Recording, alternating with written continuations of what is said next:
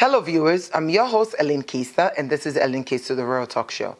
Today, I am thrilled to introduce our guest, a multi-talented woman who's not only the creator of the inspirational quotes page on Instagram, Rahia Speaks, and the blog, Rahia's Blog, but also a podcast host and an author. Before we dive in, let's acknowledge that behind her success lies a story of overcoming betrayal, a journey that ultimately led her to pen her empowering book, She Wins Victories on Her Knees. Her name? Find out right after this break. Let's watch The Real Talk with Aline TV show.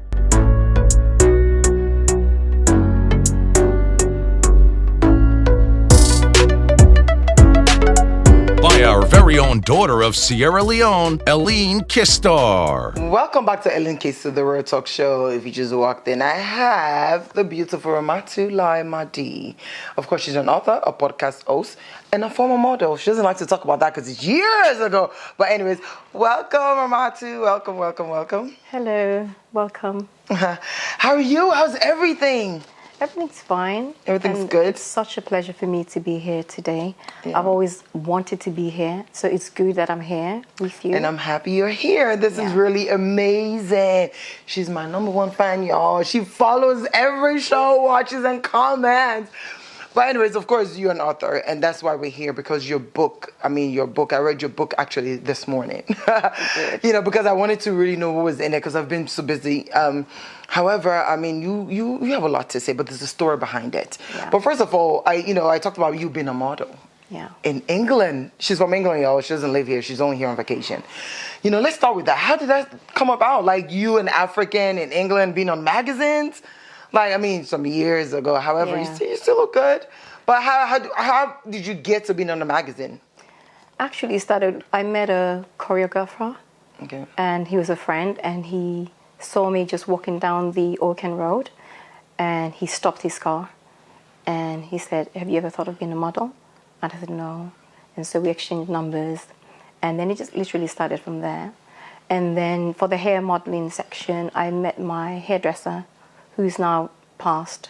Oh. And she saw me, and she said, "I'd love you to be my host model for the salon." Okay. And so that's how that one kicked up. And so I was their host model. Okay. And so we did a couple of shoots which were featured in Black Beauty magazine. So literally that's how we started. Yeah, cool. Yeah. I remember when that came out, we were celebrating, like, oh my God, because for Sierra Leone to begin with, and in England, now things are a lot more different, but imagine in England and everything else. But that's cool. I wanted you to just talk about that, because, you see the pictures. Of course, she was way younger. But now you're an author. Writing. I knew you always wanted to write, or can write, but I didn't know you were going to really transform it into books. But this is your first book, right? Yeah, this is my debut. Your debut book, and in the book you were talking about forgiveness. Yes, I did. And everything else. And I read through some pages, and I'm sitting there like, oh my God. But first of all, you come from a Muslim background. Yes. How did you transform to Christianity? Oh my God, I think we'll probably need to do a separate interview for that. But we're not going to do that, so I'll just give you the abridged version of that. Right. Obviously, I came from a Muslim family, went to Catholic school, went to the UK, just probably went to some churches, and then I met a friend. Actually, what really happened was I met my sixth form friend, who I was told was a pastor in a church. And this guy was so quiet, so I was literally just intrigued to find out how could he become a pastor. And so that's why I went. And then when I got there, I literally just, gave my life and, kind of transformed. But it wasn't easy, because obviously I came from a Muslim family. And so that was very difficult in terms of the transition. To move across, just the challenges of that. But it's smoothened out over the years, and I'm happy. Okay. But it wasn't easy. It wasn't an easy transition to move across religions. Of course, I know it wasn't. Yeah. So can you briefly tell us about the story of why now you're basically writing about forgiveness? For me, you're here because, one, when I read it, I know a lot of people are suffering because we're good at holding a lot of things in. And with everything that you've gone through, you decided to say, you know what, I need to let people read this and learn how to forgive and forget. And one thing that really caught my eyes, of course, I go to church because I'm a Christian as well. I went through the transition as well. One thing that caught my eye was the part where you were saying for people to pray for the ones that have hurt them. That's like, even for me, I read the part when you said, like, I know what you're thinking and everything. I was like, why would I want you to do that? Let's go to that. Why is it really important for you to pray for someone who have hurt you really, really badly before you kind of briefly tell us a story? I think forgiveness is a really big umbrella. Okay. And you need to, for you to move on, you need to go through the process, as it were. I think a lot of time people say they forgive someone, but they just vocally express that they forgive someone. But there's one thing saying I'm going to forgive somebody and you say, oh, Eileen, I forgive you. Okay. That's one. Then there's the second bit where you need to release that person. Okay, so that's just like a kind of a side issue. But when somebody hurts you and they violate you, especially when it's something so deep, it's very hard for you to get to that. For you to move on and to completely be healed, you need to pray for that person. Wow. You will never be healed until you pray for that person, because you won't be free. Forgiveness is about you. It's not about the person who's hurt you. It's not about the person who's violated you. It's about you. It's about you trying to be free. Because sometimes the person who's violated couldn't care less whether you forgive them or not. So you could be complaining and that person doesn't care. So you really need to be selfish enough to think about, okay, this is about me. But it's very hard when somebody's really, really violated, especially perhaps sexually, like sexual abuse or emotional abuse. It's very hard, especially when the person is somebody so close to you as well. But I think when you pray for that person, it does something, because you need to pray for that person. You need to pray for them and you need to release them. And for me, I'm not going to lie, that was one of the areas I really, really struggled because of the violation that the person had done to me. I couldn't even call their name, because initially, when I was talking, I was speaking to someone and she said to me, oh, I think you need to forgive that person. I said, I'm not doing that. I'm not going to forgive them. I said, you already know what that person did to me. Right. So I'm thinking, you are saying to me to forgive. I'm not going to pray for them. Why should I pray for that person? But then gradually, I realized for me to move to the next stage, I need to forgive that person. So I started off by just saying, oh God, just forgive them. And then gradually I was able to call their name. And then gradually I was able to pray for them. But there's a release that comes when you do that. So it is very important for you to pray for that person who's violated you. So it wasn't easy, but I had to do that. All right, cool. So, yeah. I mean, that's really important because, like you said in the book, it's one, the minute you hear it, the first thing that comes to mind, wow, for waiting. Exactly. You understand? So for me to hear that, and then, like you said, calling the name is like the part where it gets better. Because all you have for that person, whatever it is, it's just hate. I know, God forgives. Of course, it's good for us to, forgive. But certain things that people do to you, it's very, very, very hard and difficult. So in your situation, of course, I know you didn't go so much into details. How close was this person to you? Did you? Oh, no, I can talk about it. Okay. But the reason why I didn't put a lot of it in the book is because there's another book coming out. So I didn't want to share a lot of that. But, I want you to talk about that, so don't go anywhere, because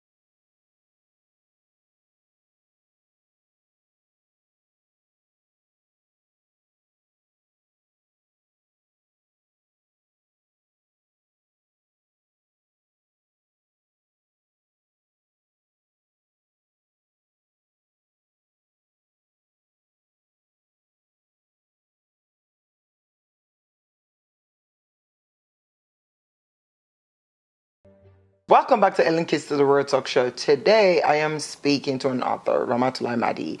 I didn't say this part, but she actually happens to be my cousin. But she's not here because of family. She's here because of the blog, the book, the podcast, and most importantly, the story. You know, she wrote a book about forgiveness, and we're going to talk about it. So don't touch that dial. Welcome back, Rahmatulai. Hello. AKA Rahia Speaks. Yes. That's it. That's me. You know, Rahmatulai Mahdi, and the government saying, but Rahia Speaks. And I should say, if you follow on Instagram, you can see them. Yeah. We always did talk. So before we went on the break, of course, for you to get to this point, even writing a book about forgiveness, something terrible happened to you where you were betrayed. Yes. And you're willing to tell your story. So can we go straight into that? What exactly happened? Okay, so literally what happened was I was married, and I was violated by someone close. Okay. So, and that someone was somebody who was someone we knew as a couple back then. Mm-hmm. And the afterwards I found out someone who attended my wedding, our wedding, I should say. Right. Someone who came to my house, someone who ate at my table. So that was too close to home. Of course. So it was very, very, very, very difficult. Right. So when did you find out? After. Wow. So it was very difficult for me to process because it's somebody who you knew, somebody, I wouldn't say so much as a friend, but obviously as a couple, a friend. Okay. So that was really difficult to deal with and process. Okay. And I just couldn't forgive her. Okay. It was really difficult. So definitely that person was one that was responsible for for your marriage to break and things like that. Yeah. And you didn't know who it was until, like you said, you found out after? Yeah, I found out later. How did you find out? I think just kind of clues, and then there was one day there was a kind of confrontation, and then I kind of found it was actually a telephone call, and then I kind of overheard, and then I just went mad. And then later on I just found it, just little things. And I think, then I knew who the person was. I actually confronted the person because I knew them. Okay. Not like confronted, but like I had a chat with them, and then I'm like, I couldn't believe that the person could do that. Yeah. And this basically was a friend of you guys. Yeah.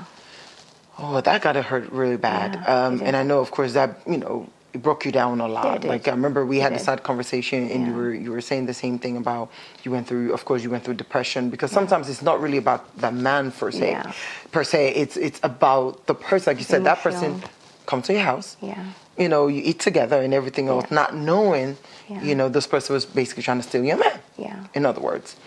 But now I know you're in a better space. Definitely. But how long did it take you to forgive that person? Is that the reason why you started writing? No. Okay. No, that's not the reason why I started writing, but it's probably one of the reasons behind, one of the key factors behind me writing part of this forgiveness story. Okay. But it's not the main reason why, Okay. It's not the main reason why. So, how long did it take you to heal? Because your book I read, you said you were afraid of everyone. Yeah. Because after that situation, you became just isolated. Yeah. Because more like, who can I trust now? Definitely. So imagine you having to go through that for years. So I'm trying to find out, how long did it take you? Because we hear the stories all the time. People are able to bounce back. Some people really just go down for such a long time. But I'm happy you're in a good space. Yeah. But how long in particular? Years, months? It took years. It took me years. Firstly, I had to deal with the fact that it was somebody I knew. Right. So that was one bit. And then you go through that, and then you find out that the person, then they get married.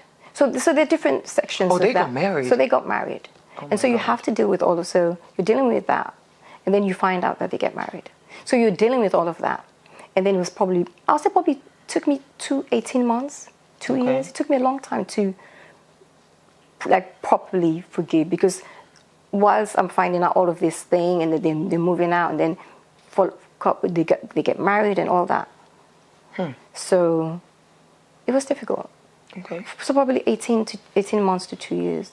Okay. Yeah. So I know you said, I mean, part of the reason you wrote this book was because of that, but the writing part of it was, when did you realize you were a writer, wanted to write books, and now you're doing, of course, the podcast? When did you realize that passion?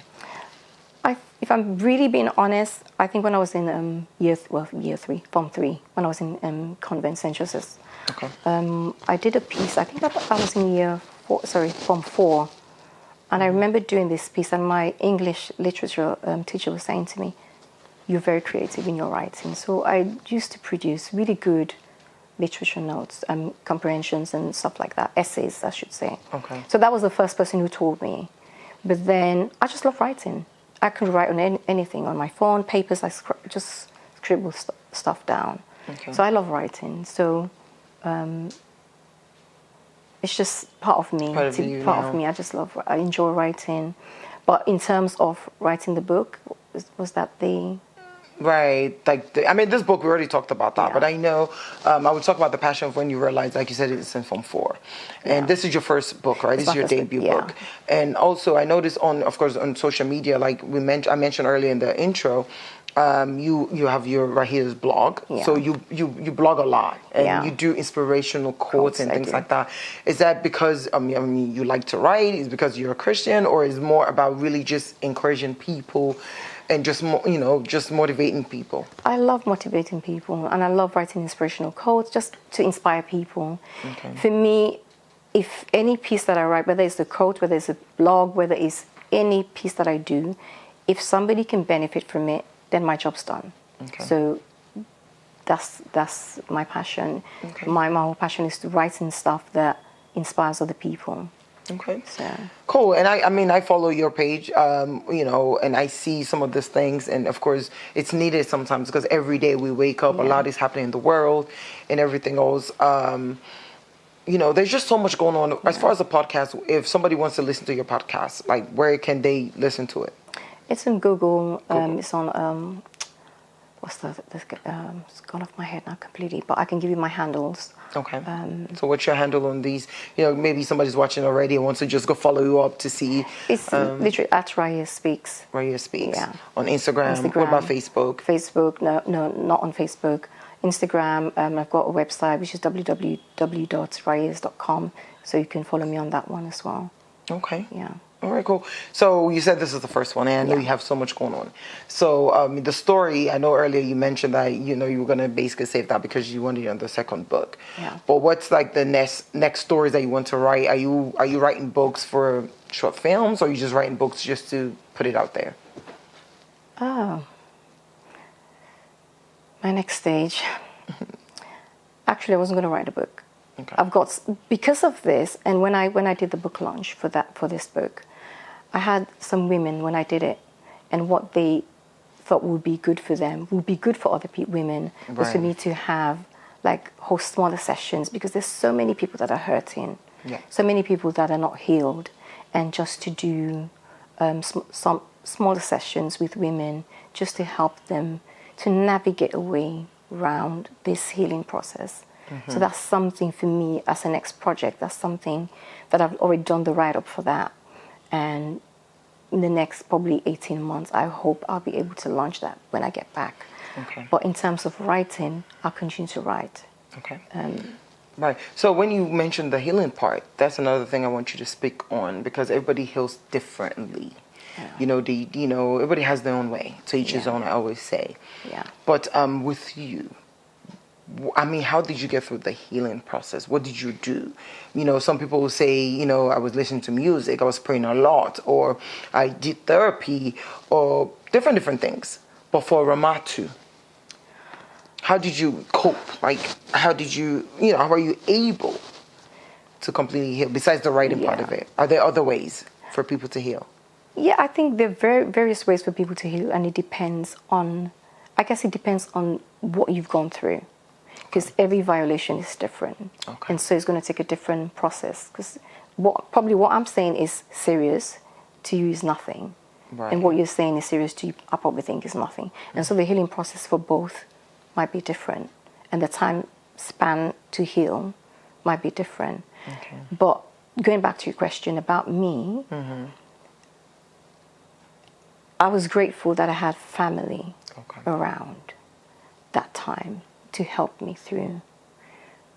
I must stress that family was very crucial to my healing process, but also my faith helped me through to process what I was going through, because there was a lot of things that I had to process. Right. And so then I just enjoyed myself. I tried to go out. It wasn't so in the beginning, but then gradually, as I was getting through the process, I just, hey, life, I need to enjoy myself. You need to enjoy yourself. But in terms of when I was going through, definitely my faith, praying, having family around, and just reading different books or listening to inspirational people, you know. So that's, for me, that's what helped me. Right. No, yeah. Because that's the thing. Because of course, you know, the audience are not here, but you know, somebody might be wondering, with everything she's going through, like you said, it may be important to one person, it may not be important to other. Just in case somebody's going through it, you know, and that sometimes those are the questions, like how can I do it? How? And everybody's just different. So with your situation now, to be at the space you are, I wanted you to just share it, so somebody else can learn from it, and it's okay to do therapy as well. So you didn't have to. I didn't do therapy, but I definitely recommend, if you need to do therapy, please go and do therapy. It helps. Yeah. Some people just do talking therapy. Okay. And some just having a space to talk to people. Because sometimes people they don't want you to do anything, they just want you to listen. And so I think that's important as well. But if you need therapy, definitely go for therapy. I definitely am for therapy. I didn't go through therapy, but if you need therapy, then definitely you should go for therapy. Okay, cool. Yeah. Well, I don't want you to go anywhere, because I'll be right back after this commercial break. Doro World Traveler, how is your Miami vacation going? Fine, babe. I'll be back next week, and I've bought you a lot of things. Well, I hope the designer bag you promised is included, though. No excuse this time. That expensive bag? Babe, I am now in Malaysia. UBA cards work from Moscow to Malaysia, from Malaysia to Miami. Bros, you can't escape this time. Hell! Babe, are you there? I can't hear you again, oh. Your line is breaking. Hello? Hello? Wherever you travel in the world, don't go without your UBA card. UBA, Africa's global bank. Welcome back to Keister, the Real Talk Show. If you just walked in, I have Rahmatulai Mahdi, aka Rahia Speaks. She's an author, a podcast host, and of course, she does a lot of quotes. On Instagram, so follow her, Rahia Speaks. However, you know, she's an author of this book. I have my own copy. She wins victory on her knees. So basically, what this book is about is talking about forgiveness.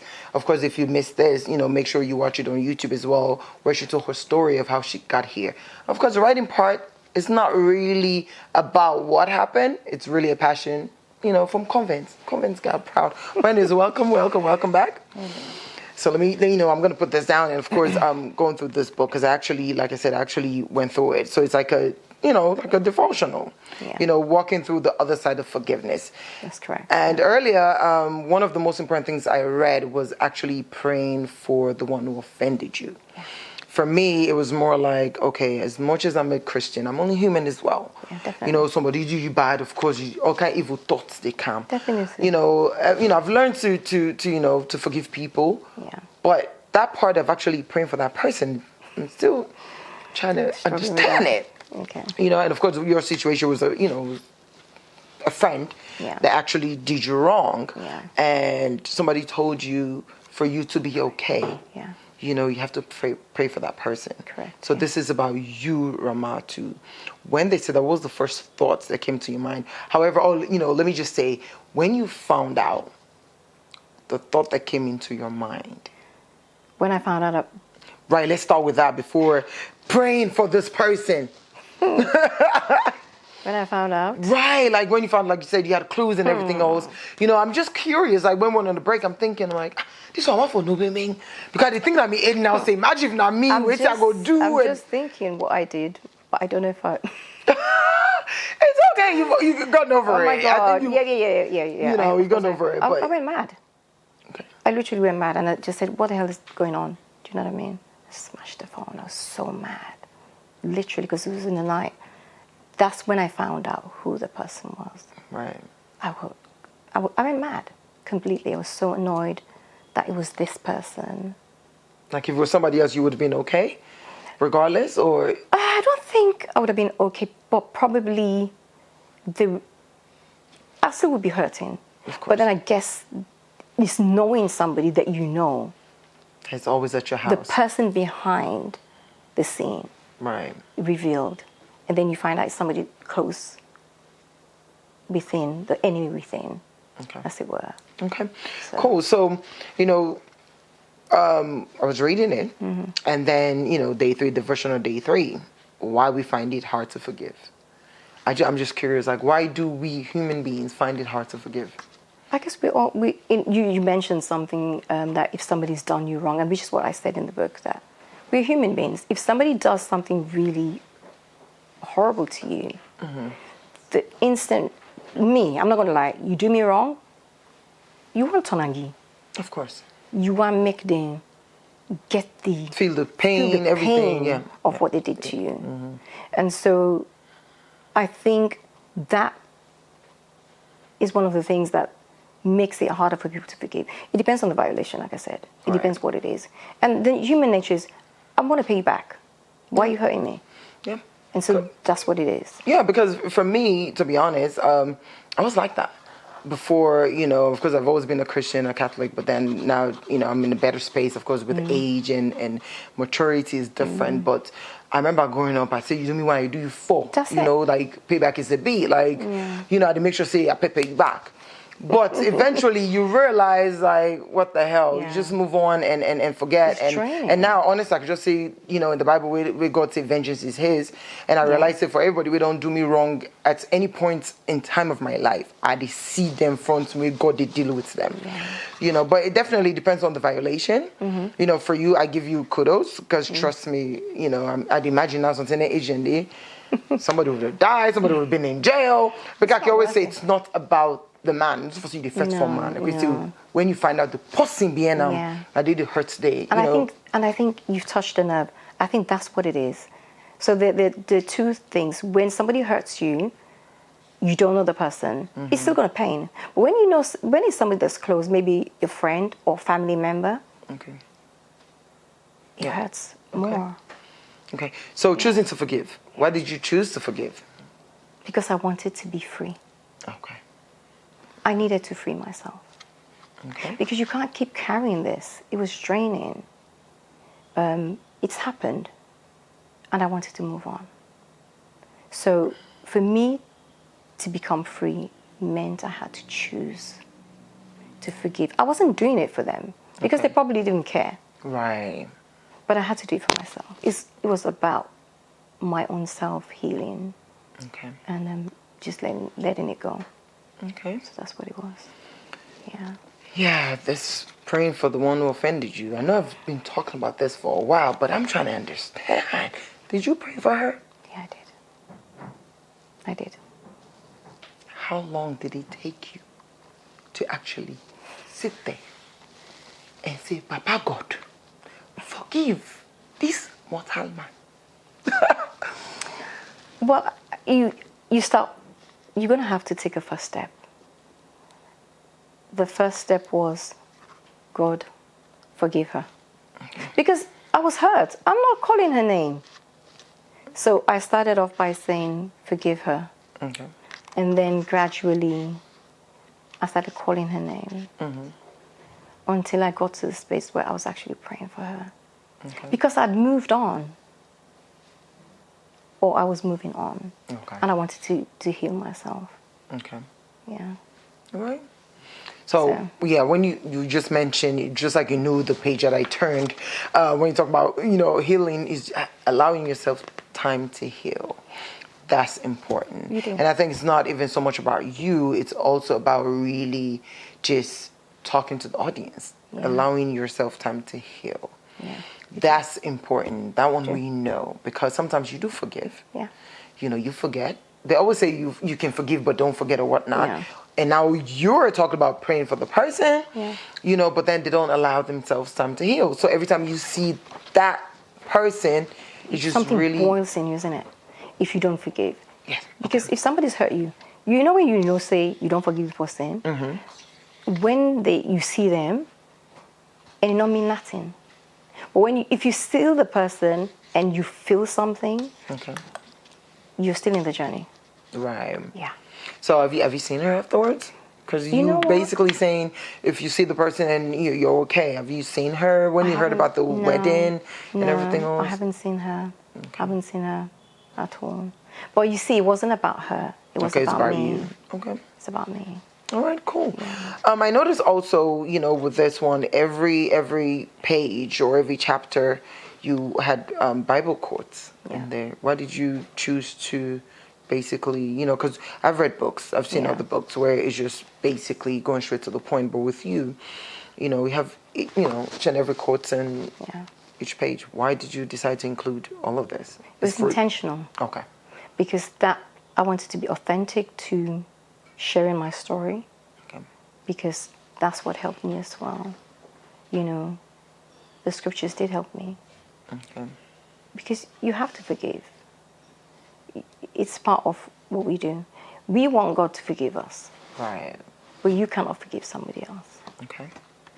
And I thought that was very important to my story because it's the truth. And I like to do things that are authentic. And so that's why I included just bits to help people as well, if they're obviously a person who's a Christian or something. Okay. But if you're not, there's the quotes there as well that can help you through. Okay. So, yeah. Cool. I mean, it was good because if at all, you had quotes to everything you were writing. Yeah. So if somebody is, of course, a good Christian, once they see the quote, they will know, like you mentioned, God forgives us. So it's really important to actually forgive somebody else who have hurt you, because we're all sinners and we hurt God all the time. However, you're not doing it for the person, like she's saying, you're doing it for yourself, to set yourself free. We're almost at the end of the show. Don't get anywhere, because I'll be right back after this commercial break. Hi, I am Leo, a super geek who's obsessed with artificial intelligence. I'm sure you're wondering how I got here. Hi, Tony. It's been hard trying to find a quick way to send the cash across to you. The bank is quite far from where I stay. Girl, I'm trying to call that pop-up shop I saw on IG. I need them shoes for a party this weekend. Wait a minute. I can solve all these problems. All I have to do is get back to my geek zone and get cracking. That's how I created this great virtual solution. Chat with me on Facebook Messenger and experience a whole new world of banking solutions without going to the bank. Make transfers, buy airtime, get account statements, and more. After all, going to the bank is boring. Like, I can't drink this delicious coffee and fill a teller at the same time. Get it? We're almost at the end of the show. Welcome back to Keister, the Royal Talk Show. If you just walked in, I have Rahmatulai Mahdi, aka Right Here Speaks. She's an author, of course. The book I'm holding right here is one of her, her debut book, but she has a lot more coming for you. And this one, she's basically talking about forgiveness, because like I said, if you missed the story in the beginning, make sure you check out my YouTube channel and then you can watch it. Welcome back, Rahmatulai. Welcome. Thanks for having me here. Yeah, so this book, of course, she wins victory on her knees, walking through the other side of forgiveness. It's really important to forgive people. We don't go through, some of the things in there, and you don't talk about how you be able for heal and go through it with everything that that happened with you. Of course, in our beginning, it's because of what happened. No. Because if I'm from a convent, they actually don't get this passion. It's just to say, because of her struggles and everything else, it actually talk about forgiveness, because it took her a minute, and anybody, we didn't do so. Like I said, I don't know what I could have done, but anyways, I just earlier I'd ask you, it's not the next big thing for you. However, the next book what you get for write, you don't get a name, what's in the story get for entail. Is it going to be, the same line as this? Because before you telling your story on the show, you say you want to make your next book be about it. So that's what we're expecting from you, or you divert small from all of this and start to write, other stories. I think at the moment I have, because the second part of this book, that would have been, it's fine because I have started writing it, would have been betrayal. Okay. So that would have been, because it's meant to be a series. A series, okay. And so the next part would have been betrayal, but I put a pause on that. But what you probably didn't know, I actually had another book, which I'd written. Okay. I'd gone so far, and then I literally was like, I didn't think like that's the book that God wanted me to release first, and I literally stopped. Okay.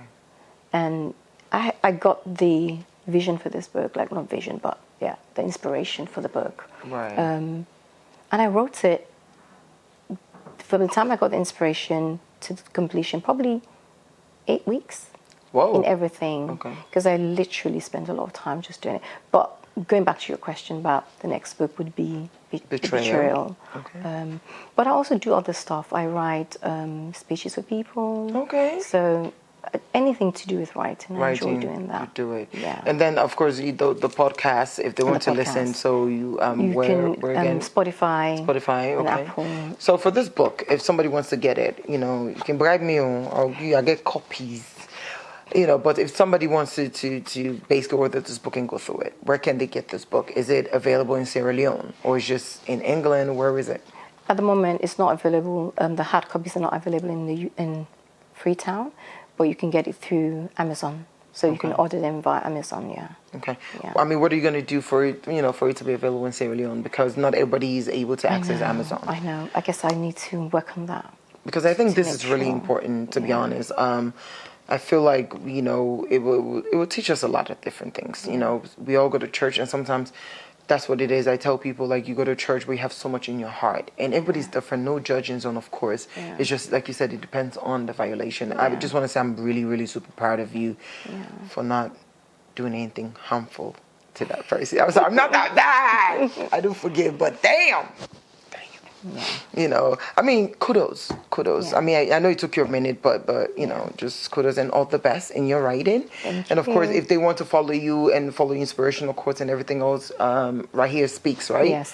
On Instagram, and I've got my website.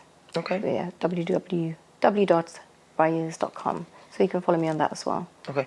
And the name Rahia, I just thought about it, like, why Rahia Speaks? I mean, Rahia. But yeah, actually what it is, it's very interesting because my first name is Rahmatulai. Okay. And my middle name is Iyatunde.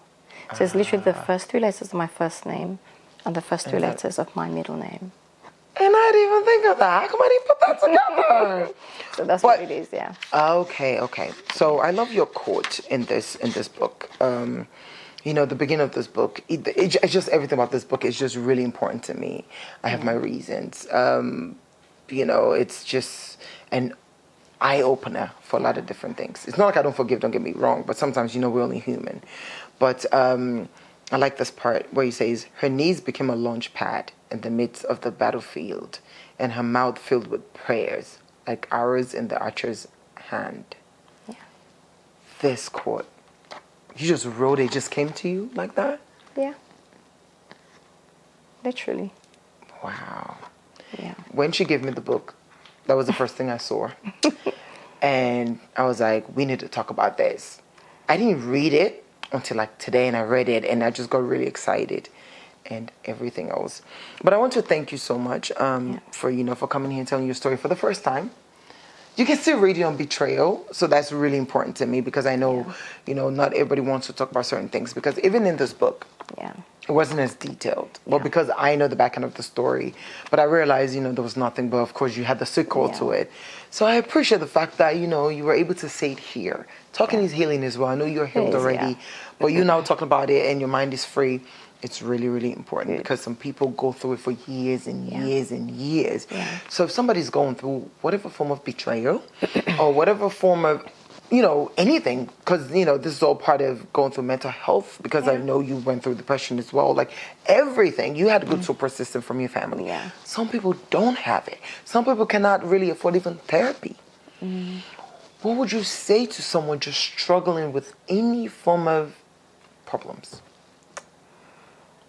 Gosh, because I'm aware that everybody's issues are different. I think just to encourage you to reach out to people, Make sure you talk to people. Okay. Don't sit in isolation and keep it to yourself. There's power when you share stories. There's power when you speak. There's power when you talk. Because if I tell you, you might be able to help. Okay. But if I sit in silence, nobody's going to hear. Right. So my encouragement is that it doesn't matter what you're going through. Try to speak up. Try and let somebody know what you're going through. Okay. And if you need therapy and you can afford therapy, go for therapy. Okay. But another issue is speaking up as well. Because, with my foundation, we've been out there talking to people, and it's not like they don't want to talk. But what they're scared of is them talking and people sharing their business out there. You know what I mean? In other words, Kongosa, I can't tell you, you go tell Dandy, you go tell Dandy. These were, the struggles for them. Because I was saying to them, same thing, because this is what we know. You can talk, and they was like, but we don't know who that's for. Yes, and that's crucial. Because when I'm saying speak, obviously you need to use wisdom to know who you share stuff with. Right. Because there's some people you just don't say, because they're like taps. Right. They just release. So you really kind of probably need to pray for discernment, or just try and find people that are close to you that you can trust to share stuff. Because, but then again, there are people that are suffering, and so you don't want them to sit in silence. So for me, my one key thing is you need to talk about it. You can't sit and not talk about it. Okay. Because you're dying inside. Exactly. Yeah. Okay, cool. So definitely, we're almost at the end of the show. This is my copy. I know you have your copy right there. Of course, I need an autograph. You know what I mean? So I want you to sign it right there. I need for bluff, oh man. Say I get autograph. And after that, I get, gifts for you. Okay. Of course, my gifts are sponsored by eCut and Pro Sports. But yes, she gets a gift as well. Oh, such a privilege to be here, though. Thank you so much. Of course, I have a special gift. This is for you. This basically is, is saying thank you for appearing in Keister the Real Talk Show. I'm not giving it to you because you're family. I'm not giving it to you because of your book. I'm giving it to you because, of the support of you just basically always telling me you can do it. I'm so proud of you and everything else. She's blood, first cousin, two sister bikini. You know what I mean? However, of course, I told her, I'm like, you need to come on my show. You wrote a book. You have something. We want people to be proud of Sierra Leoneans that are writing books. We don't have a lot of female authors, and she's doing it. So this is for, all the encouragement and basically just tell me, go, Eileen, just go. I'm rooting for you. I'm your number one fan. I do. So make sure you put it where you can see it every day. Definitely. And just know I appreciate you so much. And of course, there's other things in there.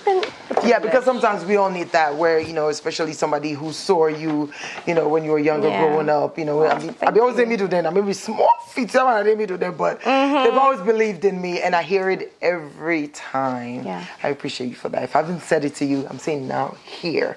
Thank you. Thank you so much. All right, well, all the best, and I'm here, But anyways, I've come to the end of the show. I don't want to go. I've got to go. I've been your host today, Keister. Till next week.